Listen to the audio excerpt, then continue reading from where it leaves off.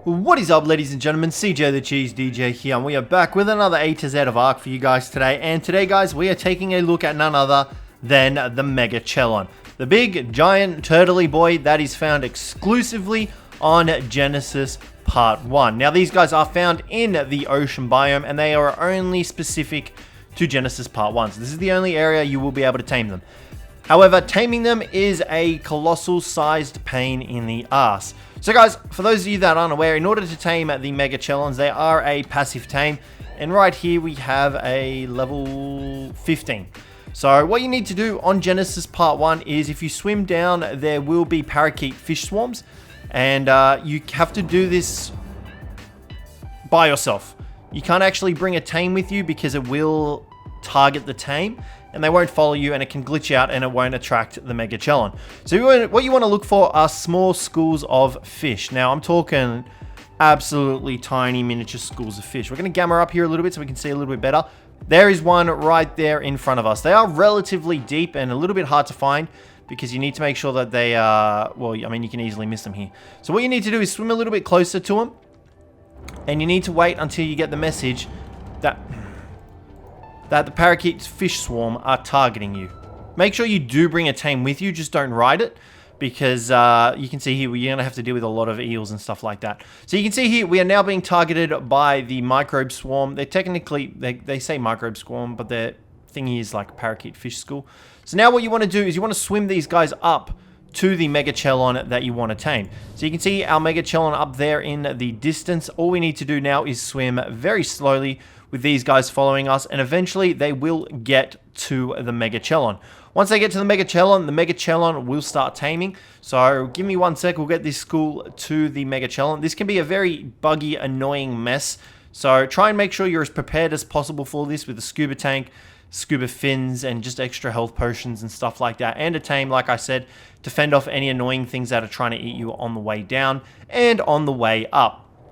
Alrighty guys, so we are coming up on the MegaChelon now. What else you need to have is a weapon as well to fend off fish.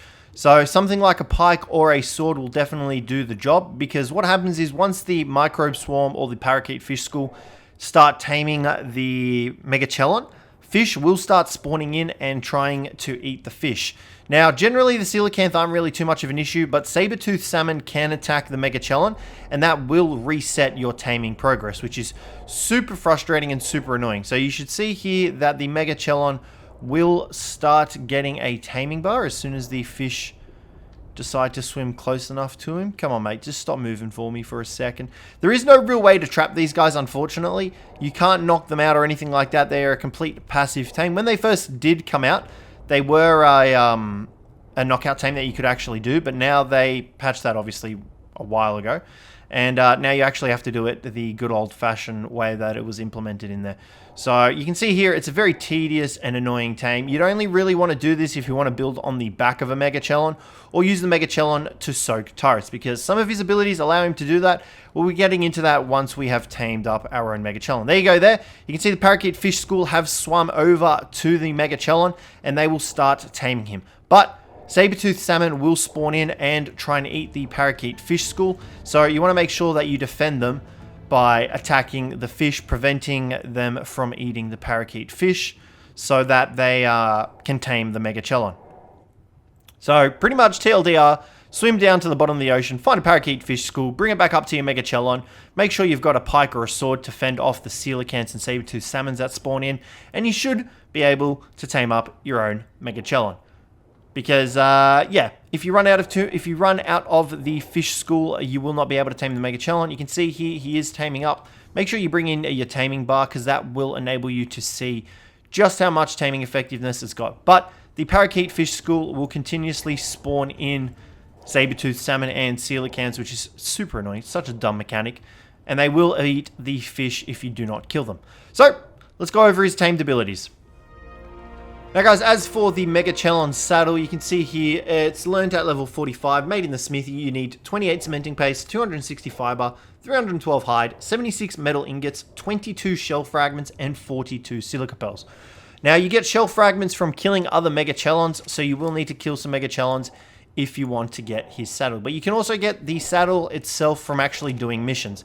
Nonetheless, here he is in all his beautiful, ugly, hideous glory. Now, this guy has quite a few abilities. First off, you can take him on land and in the ocean. He is able to walk over land. You can teleport with him. You can take him to the swamp biome. You can take him with you to other maps. So you've got that going for you as well.